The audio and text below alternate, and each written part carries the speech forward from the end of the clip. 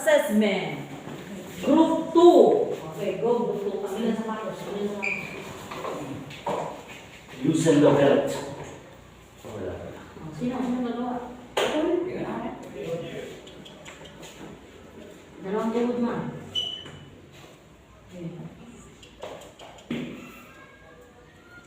Unahin yung malayong kamay. Ay! I-check mo na yung pati nire-reveal. Shock eh. Hindi ba balik sa taas ha? Kaya hindi na ko lahat ng daliri. Kasi may sakit ng dalawang daliri, tatlong daliri, walang yung daling na dugo. Kaya lahat ng daliri.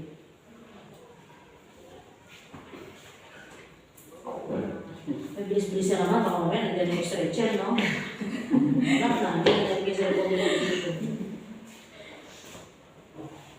Oy, hinawakan mo. Sige, sige. Continue.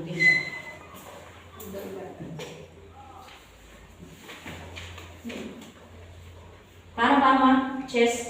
Ay, wag! Paano mo babae? Sa gilid ka. Gilid lang yan. Hindi yung ginawa to. Malamang. Hindi. Sabay. Kailangan mabilis. Sige. Okay. Upo din. Kasi malayo yung kasi makakalimutan kami yung malayo. Okay, yung mga point niya yung nakuha lang dyan, no? Okay. Reels yan. Lalagay ko sa reels yan. Okay. Ano sabi niya, ma'am? No? No, kapilyan. Ano? Kapilyan. No. BTLS. Yung sabi mo. BTLS. No, Okay. BTLS. Okay, group 2. Group ano? Group 1. Group 1. Group Hindi dapat group 1 yung umiga eh.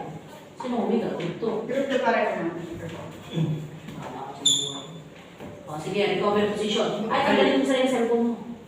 Tanggalin mo yung sapatos mo. Kailangan tanggalin sa sapatos. Tapos yung bukas doon hihiga, ilapakan nyo. Kaya dapat tanggal ko. Ay, sa bago, wala ha. Pag sinabi ng searching pin, higa! Higa na agad, walang antat na ito, baka maghanap ka pa ng banig ha. Walang cellphone sir ha, sa gilid ha. Sige. Sana limang steps yun. Recovery position. Okay, the first step, mali ka. Knee at the side, pelvic side. Pelvic side. Okay, what is the second step? Right angle, the nearest hand. Right angle. Right? Yeah. Correct. Right angle is letter L. Yan. Okay. The third step is across on the chest with the back of the palm on the cheek. Taas mo pa, ma'am. Yeah. Kasi you're going to what? Protect the head throughout the procedure. Okay, mag-aalisin naman yung kamay niya. So pag inalis siya, babalik niya ulit. So, may nakakasampo dito, baka mag-break din yung record. Wala akong pagkaroon at magsisimple kayo dyan. Okay. Kaya dapat mahabang bias, sana abot ni ma'am. So, kaya dapat doon talaga pwesto mo, hindi sa chest part. Okay. Nandun yan! May picture pero first step doon. Okay. Saan yan? Sa M-FAB. Okay, this is the fourth step. Okay. Lift and bend the knee. Lift and bend the knee. Okay. Hold the knee. And then, pull the knee towards you, ma'am. towards you. Lalayo ka, ma'am, aakyat ka. Kasi na 90 degree mo yan. Akyat pa, ma'am. Akyat pa. Huwag mo tagal yan. Okay, ulitin natin. Sige, 90 degree mo na yung paa. Taas mo yung tuhod. Okay. Letter L. Letter L. Letter L na. Sumubra yata sa pagkaka-letter L. Okay. Tapos yung, ayusin mo yung ma'am yung shoulder niya. Hindi pa siya nakatagilid eh. Shoulder. Yan. Yan. Okay. Tapos yung kamay mo, ilagay mo sa likod ng ulo. Ay, huwag nga! Okay. Ilagay mo yung ulo, yung kamay mo sa ulo. Yeah. Tapos tanggalin mo yung kamay mo sa ilalim, ilagay mo sa noo, tilt the head. So that is the last. Ibaba mo. Tilt the head.